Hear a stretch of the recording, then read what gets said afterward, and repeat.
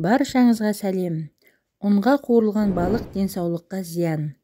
Тұтынушылардың көпшілігі балықты көбіне ұнға аунатып пісіреді. Майдың түбінде қуырылып күйген ұн денсаулыққа зиян.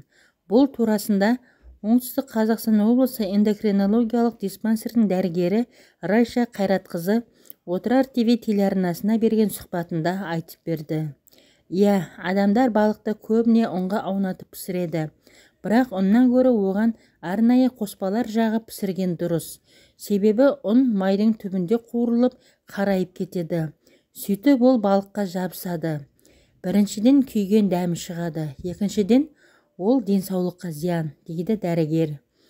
Дәрігердің айтуынша балықты қуыруға арналған қоспаны үйде оп-оңай дайындауға болады.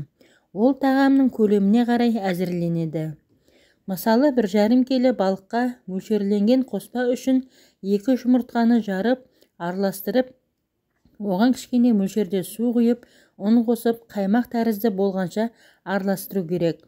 Аз кем уақыттан соң қоспаға балықты біртіндеп салып, қоспаға аунатып алған соң табадағы майға қуыра берсе болады.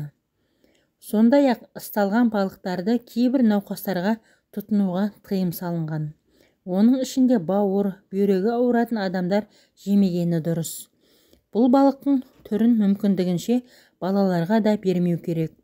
Негізінде балықты қуырғаннан гөрі буға пісірілгені пайдалы.